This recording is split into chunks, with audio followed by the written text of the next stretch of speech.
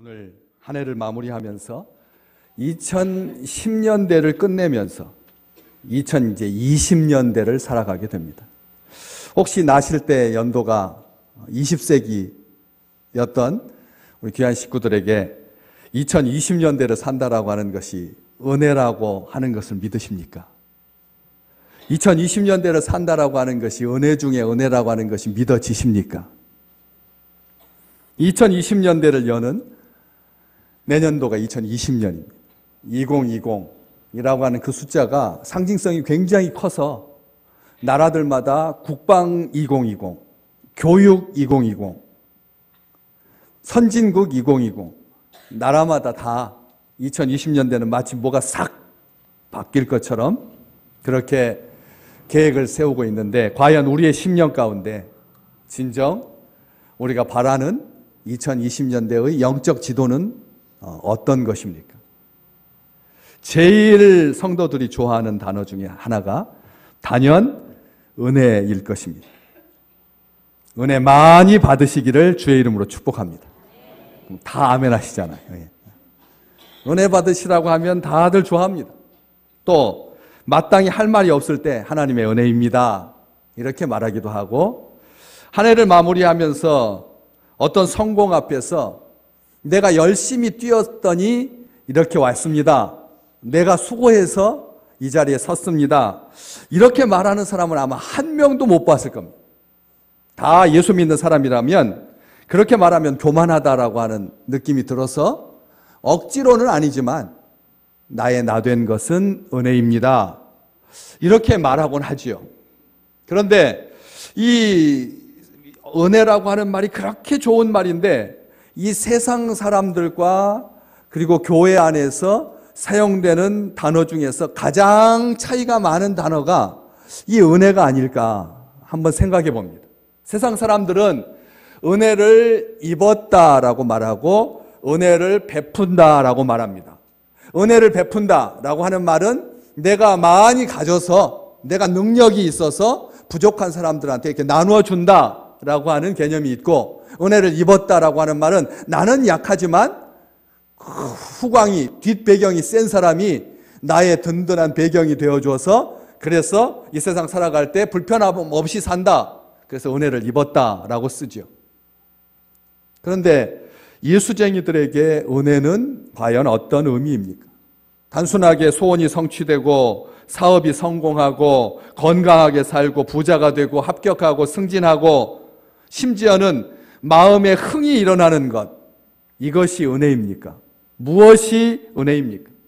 예수 믿는 사람들은 세속적인 은혜의 개념하고는 조금 달라서 은혜라고 하는 소리를 많이 듣기는 했는데 확 딱 집어가지고 은혜가 뭐다 이렇게 말하기가 뭐한 게, 어떤 사람은 은혜 받았다라고 하는 말은 내 마음에 흥이 생겼다, 내 마음에 동의가 생겼다.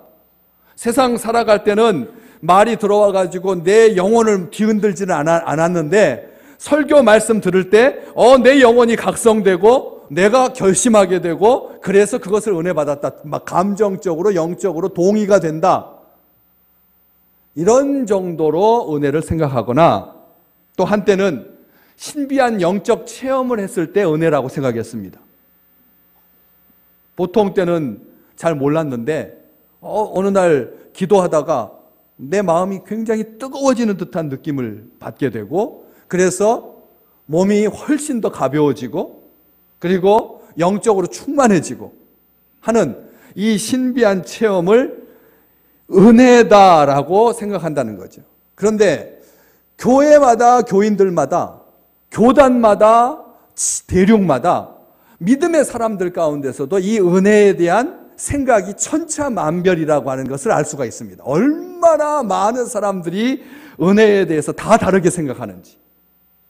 오늘 장로님 기도하셨지만 잃어버릴 수 있는 은혜, 망각의 은혜를 주시기를 하나님께 기도했거든요. 망각의 은혜. 이 세상에 세상 사람들은 망각을 은혜라고 하지 않습니다.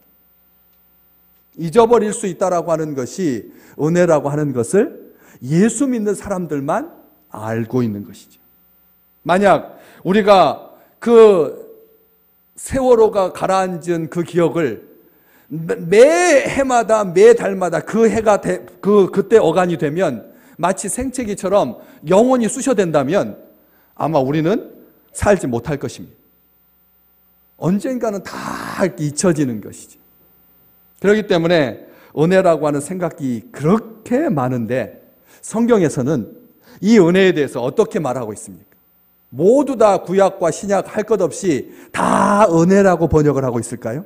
아닙니다. 아시겠지만 긍휼히 여기다, 불쌍하게 여기다, 자비, 친절, 호의, 사랑을 베풀다, 너그럽다, 기쁘다, 즐거움을 주다, 만족하다, 환영하다, 축복하다, 선물, 혜택, 은사, 은총, 한결같은 단어인데도 성경은 저자마다 기록자마다 다 다르게 번역한다. 구약부터 오늘 요한계시록까지 한결같이 하나님의 은혜로 가득 흐르고 있는데도 번역할 때는 은혜라고 번역하는 데도 있지만 은사라거나 아니면 자비라든지 긍휼로 해석하고 있다는 것이죠. 구약에서 가장 빈번하게 은혜를 나타내는 단어는 앞에 스크린에 보는 것처럼 히브리어 단어로 헤세드입니다. 헤세드. 히브리어 단어로 자비, 긍휼, 하나님의 사랑, 은혜를 말하는 단어가 헤세드입니다. 구약 히브리어 백성들은 밑에 있는 것은 모음기호입니다. 헤세드의 해의 에, 드의 해의 해, 세의 에. 그래서 모음기호입니다. 원래는 자음만 있는 나라인데 나중에 발음이 어떤 사람은 후세드라고 하고 어떤 사람은 히세드라고 하고 이렇게 발음이 바뀌니까 이래서는 안 되겠다 싶어가지고 언어학자들이 연구해서 모음기호들을 만든 겁니다. 저게 한국어로 예자입니다. 그래서 헤세드. 구약 히브리어는 오른쪽에서부터 읽으니까 오른쪽이가 히읗, 가운데가 쌍시옷, 그리고 맨 마지막이 디귿이라는 뜻입니다. 히브리어 사람들은 저것을 읽을 때 헤트라고 가운데 첫 번째 자는 헤트라고 읽고 두 번째 자는 사메크라고 읽고 마지막 디귿은 달렛이라고 있습니다. 알파벳에 A, B, C 그렇게 붙이듯이 히브리어 백성들은 알파벳을 이렇게 첫 번째는 헤트입니다. 그런데 놀랍죠? 이 헤세드라고 하는 말, 하나님의 은혜, 하나님의 자비, 하나님의 긍휼, 하나님의 사랑을 나타내는 이 놀라운 축복의 단어가 자음 하나하나마다 의미가 있다는 겁니다. 우리는 말 하나하나가 의미가 있을 수도 있죠. 얼 하면은 얼굴이라고 하는 뜻이고 얼이라고 하는 뜻이니까 하나의 의미가 담겨 있을 수 있습니다. 그러나 매 단어마다 다 의미가 있는 것은 아니죠. 그런데 히브리어에는 이 알파벳에 벌써 의미를 담고 있다는 것입니다. 첫 번째 헤트는 성막의 울타리를 의미합니다. 지성소, 성막을 하나님께서 지으라고 하셨잖아요. 앞쪽에는 성소, 더 깊이 들어가서는 지성소. 이게 성막인데 그 성막을 둘러싸고 있는 울타리가 있습니다. 바깥 울타리. 그 울타리를 의미하는 것이 딱 보니까 모양새가 어떻게 됐어요? 한쪽이 터져 있고 갇혀 있는, 동쪽이 열려 있거든요. 동쪽은 하나님께서 출입하는 곳이어서, 그래서 헤세드라고 하는 이 헤트 첫 자음이 성막의 울타리를 의미하고요. 가운데 있는 사메크는 하나님께서 싸매 주신다. 우리 한국말로 제가 번역하는 겁니다. 하나님께서 우리를 보호해 주신다. 사메크는 하나님께서 보호해 주신다는, 싸매 주신다는 뜻입니다. 보호해 주신다는 의미고요. 마지막 달렛은 문이라는 뜻입니다. 문이라는 뜻입니다. 이 세 가지 단어가 다 각자의 자음의 뜻이었는데 이것이 함께 모이니까 무슨 뜻이 될까요? 한번 생각을 해보십시오. 첫 번째는 성막의 울타리를 의미하고, 두 번째 단어는 하나님의 보호를 의미하고, 세 번째는 들어가는, 나가는 문을 의미한다. 그래서 이렇게 해석합니다. 하나님께서 둘러 진치고 보호하시는 울타리, 그리고 문은 우리를 구원하시는 문. 예수님께서 오셔가지고 나는 양의 문이다라고 말씀하셨거든요. 문이 출입의 의미만 있는 것이 아니라 구원의 문이라고 하는 것이 궁극적인 의미입니다. 그래서 문을 대하실 때마다 여러분 감사하셔야 됩니다. 왜요? 문이 있다는 것이 축복이니까. 만약 문이 없다면 아무도 이리로 들어오지 않을 것입니다. 아무리 행복한 공간이. 언젠가도 제가 말씀드렸잖아요. 왜 사우나에 들어간다고요? 사우나에 들어가는 이유는 건강을 위해서? 아니라고요. 나올 수 있으니까 들어간다고요. 사우나에 들어가는 것은 나올 수 있으니까 들어가는 거예요. 그 다음에 이제 건강의 문제인 거지. 땀을 많이 흘려서 노폐물이 빠져가지고 몸이 건강해지고 혈액순환이 잘 돼서 그래서 건강한 것이 목적이지만 들어갈 수 있고 나올 수 있으니까 들어간다는 것이죠. 문이라고 하는 것은 구원을 의미한다는 것입니다. 그래서 이 헤세드라고 하는 단어가 은혜를 잘 보여주는 그런 말입니다. 예수 그리스도 안에 있는 믿음과 사랑 안에 들어가는 것. 아무런 받을 자격이 없는 우리에게 아무런 대가도 없이 거저 주시는 하나님의 놀라우신 선물. 이게 은혜인 것입니다. 한 해를 마치면서 오늘 사도 요한은 주 예수의 은혜가 모든 자들에게 있을지어다. 아멘. 우리가 이 말씀 앞에 아멘으로 반응했습니다. 하나님께서 우리에게 거저 주시는 구원의 은혜, 놀라우신 은혜를 말하죠. 기독교 신앙은 하나님의 은혜에 집중합니다. 성경책은 은혜의 책입니다. 하나님의 은혜를 총체적으로 보여주지요. 인간이 왜 어떻게 하나님의 은혜에서 떠났는지, 죄의 문제에 대해서, 은혜를 떠난 자들에게 무엇이 기다리고 있는지, 하나님의 무서운 진노와 심판에 대해서, 다시 구원하시는 하나님의 은혜의 본질인 용서에 대해서, 은혜의 내용은 예수 그리스도의 십자가의 구속을 통한 우리에게 구원을 주시는 은혜의 내용에 대해서, 그리스도의 영을 우리에게 주셔서 은혜 안에 거하게 하시는 분은 성령이라고 하는 것을, 은혜를 입은 사람들이 어떠한 삶을 살아야 할 것인지 거룩에 대해서 성경은 기록하고 있습니다. 다시 말하면 모든 것이 은혜에 집중되어 있다는 것입니다. 거룩한 것도 은혜를, 성경은 은혜의 출처에 대해서 분명하고 정확하게 기록하고 있습니다. 하나님과 어린 양 예수 그리스도께서 은혜의 출처가 되신다. 오늘 우리 요한계시록 22장 이 1절에 시작하면서 수정같이 맑은 생명수의 강, 은혜의 강입니다.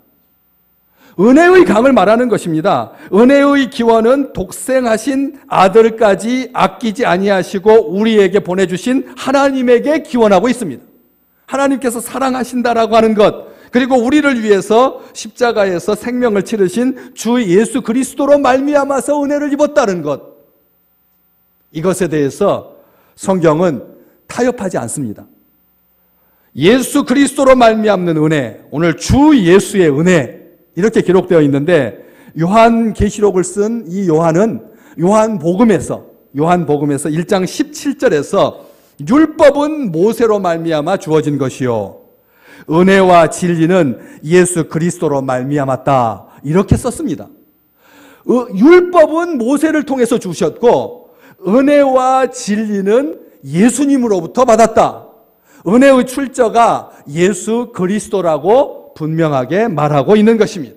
그런데 사도 바울은 이 은혜라고 하는 단어, 은혜는 단독으로 쓰이는 경우가 거의 없습니다. 여기 요한복음 1장 17절에서도 은혜와 진리라고 되어 있습니다. 은혜를 받아야 진리를 깨달을 수가 있는 것입니다. 은혜를 입어야 진리를 알 수가 있는 것입니다. 우리가 IQ를 높이 개발해가지고 하나님의 말씀의 뜻을 깨닫는 것이 아니라 은혜를 입어야지만 진리인지 비진리인지 알 수가 있다라고 하는 것이죠. 그래서 은혜와 진리가 같이 묶여 있습니다. 그런데 사도 바울은 자기가 쓴 편지에서 은혜와 진리라고 하지 아니하고 은혜와 평강이 너희에게 있을지어다. 고린도전서 1장 3절 한번 같이 읽어볼까요? 하나님 우리 아버지와 주 예수 그리스도로부터 은혜와 평강이 있기를 원하노라. 아멘. 하나님과 예수님으로부터 은혜가 나온다. 바울은 분명하게 말합니다. 그러면서 고린도후서 1장 2절, 갈라디아서 1장 3절, 에베소서 1장 2절, 빌립보서 1장 2절, 데살로니가후서 1장 2절, 디모데후서 1장 2절, 빌레몬서 1장 3절. 다 몇 절이죠?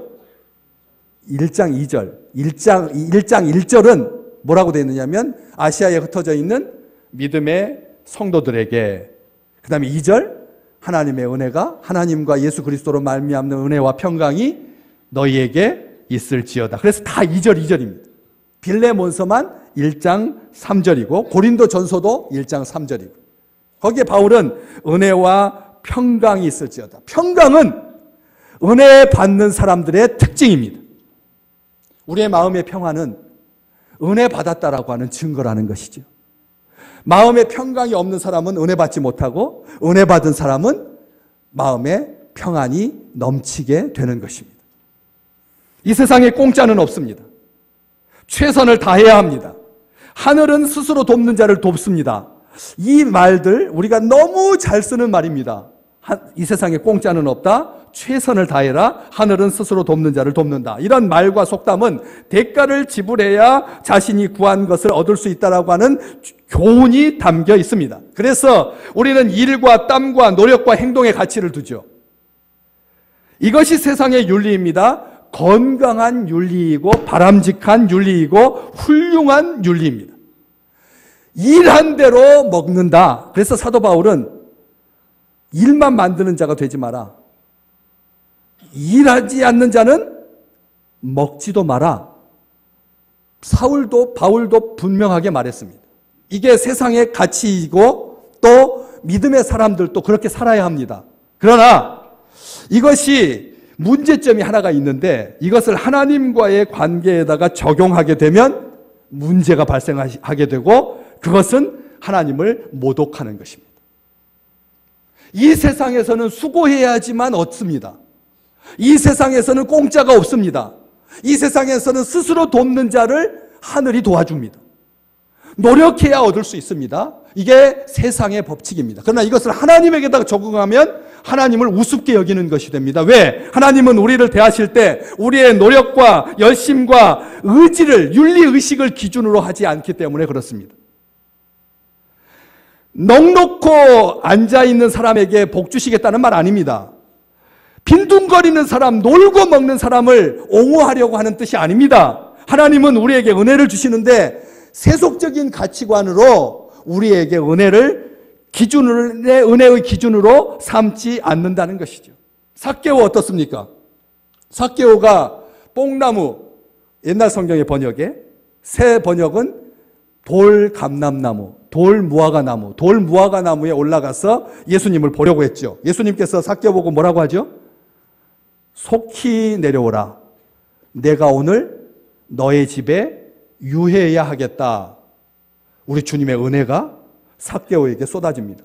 삭개오가 뭐 했죠? 삭개오가 한 일이 뭡니까? 선하게 살았습니까? 한 번도 선하게 산 적이 없습니다. 죄인이었습니다. 동족의 등골을 빼먹는 자였습니다. 세금을 과하게 매겨가지고 거기에서 20%를 자기가 챙기는 자였습니다. 주님 앞에 의로운 자가 아니었습니다. 세상 사람들은 그를 죄인이라고 불렀습니다. 어린 아이들조차 돌멩이를 들어서 삭개오가 지나가면 던졌습니다. 그가 의롭게 산 적이 없었습니다. 그런데 우리 주님께서 그에게 은혜를 베풀어 주셨죠. 한 가지 억지로 짜내서 그가 하나님 앞에 좋은 일 했다고 하는 것은 나무 위에 올라간 것입니다. 배가 좀 똥똥하게 나오고 머리도 약간 벗겨지고 이제 세무서장쯤 되어서 이제 관록이 붙은 그런 중년의 사내가 얘들이나 올라가는 나무에 올라가서 예수님 제자들과 일행들이 지나가는 것을 보았으니까 그것을 노력이라고 말한다면 그것은 참 좁은 노력인 것이지. 아무것도 노력한 게 없습니다. 그러나 우리 주님께서 그에게 은혜를 베풀어 주셨습니다. 우리를 향하신 하나님의 사랑은 값없이 거저 주시는 것입니다. 만약 우리가 노력한 대로 우리에게 주셨다면 우리가 어떻게 하나님 앞에 감사할 수가 있겠습니까? 그것은 감사의 조건이 되지 못합니다. 자기가 노력한 대로 수고한 대로 먹은 것은 은혜가 아닙니다. 자기 몫을 얻었을 따름인 것이죠.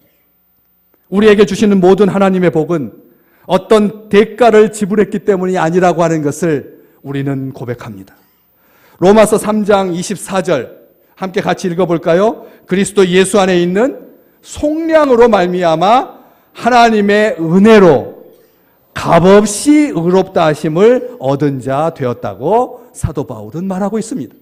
하나님의 은혜로 값없이 의롭다 함을 얻은 거지 우리가 노력하고 수고해서 얻은 게 아니다라고 하는 것입니다. 받을 자격이 있거나 받을 만한 일을 해서가 아닙니다. 명확히 하십시오.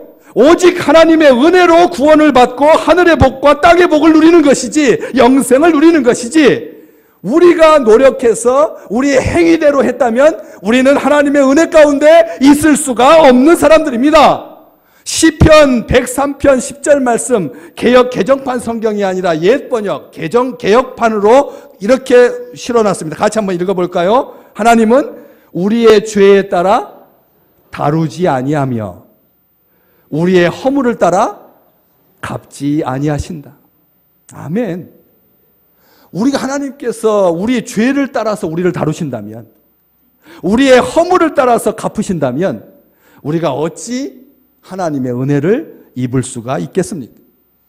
은혜 중에 은혜는 무엇입니까? 로마서 8장 32절, 주 예수의 은혜의 절정을 기록하고 있죠. 같이 읽어볼까요? 자기 아들을 아끼지 아니하시고 우리 모든 사람을 위하여 내주시니가 어찌 그 아들과 함께 모든 것을 우리에게 주시지 않겠느냐. 은혜의 절정입니다. 자기 아들을 아끼지 아니하시고 우리 모든 사람을 위하여서 내주신 하나님께서 자기 아들과 함께 모든 것을 우리에게 주시지 않겠느냐. 은혜는 하나님께 가까이 가게 만듭니다. 은혜는 하나님 중심으로 살아가게 만듭니다. 은혜는 예수님 안에서 살아가도록 이끄시는 하나님의 선물입니다. 은혜는 나의 노력이나 공로가 조금도 포함되어 있지 않습니다. 나를 죄에서 구원해 주신 예수 그리스도의 십자가의 은혜가야말로 완벽하고 거기에다가 나의 티끌만한 공로도 포함되어 있지 않다라고 하는 것을 기억하시기 바랍니다. 예수의 은혜는 순전하고 완전합니다. 그렇기 때문에 요한복음 1장 16절에서 은혜 위에 은혜라고 쓰고 있는 것입니다.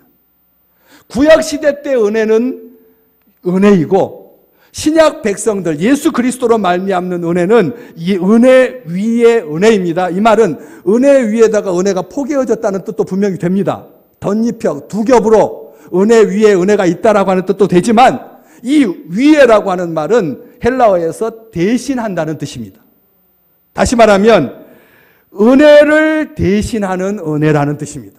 은혜 위에 은혜, 은혜를 뛰어넘는 은혜라고 하는 뜻입니다. 2020년대 은혜 위에 은혜가 더하시기를 주의 이름으로 축복합니다. 처음부터 태초부터 모든 것이 은혜였죠. 율법도 은혜였습니다. 모세를 통해서 주신 율법도 출애굽도 홍해를 갈라지게 한 것도 다 은혜였습니다. 그러나 신약시대 때 2020년대를 살아가는 우리 믿음의 식구들에게 우리가 받은 은혜는 그보다 더 큰 은혜 위에 은혜인 줄로 믿습니다. 주 예수 그리스도로 말미암는 은혜, 예수의 은혜는 복음의 은혜이고 구원의 은혜이고 죄사함의 은혜이고 의롭다함을 입게 하는 은혜이고 사망의 권세를 이기게 하는 은혜이고 생명의 은혜이고 치유의 은혜이고 회복의 은혜이고 위로와 평강의 은혜이고 기쁨과 감사의 은혜입니다. 카일 아이들먼이라고 하는 젊은 목사님, 제가 아주 좋아하는 미국의 작가입니다. 이 카일 아이들먼이 쓴 책 이름이 은혜가 더 크다라고 하는 책을 일전에 쓰셨습니다. 어느 날 밤 목사님은 침대에 누워서 천장을 바라보면서 설교를 생각하고 있었습니다. 메시지의 초점은 후회를 다루는 법이었습니다. 후회를 다루는 법. 이게 설교 주일날 설교의 제목이었습니다. 그런데 갑자기 욕실에서 꽝 하는 소리가 들렸습니다. 벽장문에 걸려있던 전신 거울이 떨어져서 바닥에 산산조각이 나 있었습니다. 그때 거기서 깊이 후회하는 과거의 행적이 드러납니다. 벽장문에 난 구멍이 드러난 것입니다. 그는 아내와 말다툼을 한 적이 있었습니다. 너무나 화가 나서 이성을 잃고 벽장문에다가 구멍을 내고 말았습니다. 순식간에 일어난 일이었지만 어쨌든 실제로 일어난 일이었습니다. 그는 이 사건을 처리한 방법은 자신이 한 짓을 덮어버리는 것이었습니다. 그리고 기분을 훌훌 털어버리는 것이었죠. 그래서 가게에 가서 긴 거울을 사다가 그 문에다가 걸어두고 아무 일도 없었던 것처럼 지냈습니다. 그런데 그 거울이 산산조각이 난 것입니다. 1년 넘게 멀쩡하게 잘 걸려있던 거울이었는데 그 거울을 고정시킨 접착제가 강력하지 않아서 떨어진 걸까 이렇게 생각을 했는데 그럴 가능성도 있지만 어쩌면 자신의 설교가 사람들에게 도전을 주어서 후회를 잘 처리하게 해달라고 하는 빈 기도, 가식적인 기도를 하나님께서 들으시고 거울을 떨어뜨려서 자신에게도 어둠 속에서 하나님의 은혜로운 치유의 빛을 그 빛 가운데로 가져와야 되는 후회가 있다라고 하는 것을 생각하게 하기 위해서 하나님께서 멀쩡하게 걸려있던 전신 거울을 떨어뜨려 가지고 욕실 바닥에다가 와장창 깨뜨렸다라고 하는 생각까지 이르게 됩니다. 그는 벽장문에 난 구멍과 바닥에 깨진 거울을 쳐다보았습니다. 몸을 숙여서 깨진 거울 조각들을 줍기 시작했습니다. 그 조각들에 비친 자신의 모습을 보지 않을 수 없었습니다. 거울이 깨지는 소리에 아내도 잠이 있겠습니다. 그녀는 남편이 무릎을 꿇은 채 유리 조각을 줍고 있는 것을 보았습니다. 평소에는 잘 울지 않던 그가 그날은 어깨를 들썩이며 흐느껴 울었습니다. 그는 회개할 준비가 되어 있었습니다. 그가 한 일에 대한 후회, 뉘우침을 감추거나 혼자서 간직하지 아니하고 아내와 함께 나누었을 때 부부는 하나님의 은혜를 받아들일 수가 있었습니다. 그리고 둘은 아무 말도 하지 아니하고 조용히 깨진 조각들을 함께 줍습니다. 주 예수 그리스도의 은혜는 도무지 설명할 수 없는 은혜이기도 합니다. 그 어떤 것으로도 대신할 수 없는 궁극의 은혜가 우리 주님께서 우리에게 주시는 은혜입니다. 한 해를 보내시면서 사랑하는 남편과 아내 그리고 부모와 자식 간에 엉켜있는 모든 관계의 실타래들이 주 예수 그리스도의 은혜로 풀리시기를 주의 이름으로 축복합니다. 예수 믿는 것이 은혜입니다.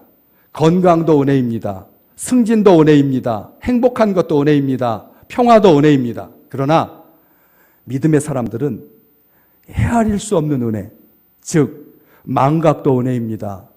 전쟁도 은혜입니다. 고난도 은혜입니다. 부부싸움도 은혜입니다. 벽장에 난 구멍도 은혜입니다. 하나님께서 깨진 유리 조각 속에 우리의 일그러진 얼굴들을 보게 하십니다. 모든 것이 합력하여 선을 이루게 하실 하나님의 은혜가 2020년대 우리 믿음의 식구들에게 충만하게 넘쳐나시기를 주의 이름으로 축복합니다. 하나님의 은혜가 아닌 것은 이 세상에 아무것도 없습니다. 하나님의 은혜 아니고는 우리는 2020년대를 한순간도 살 수 없다라고 하는 것을 믿습니다. 사도 바울은 로마서 6장 14절 우리에게 2010년대를 마감하고 20년대를 바라보면서 은혜가 우리 아래에 있음을, 은혜 위에 은혜가 우리 함께 있음을 이렇게 고백했습니다. 주장했습니다. 선포했습니다. 같이 큰 목소리로 읽겠습니다. 죄가 너희를 주장하지 못하리니 이는 너희가 법 아래 있지 아니하고 은혜 아래에 있습니다. 아멘.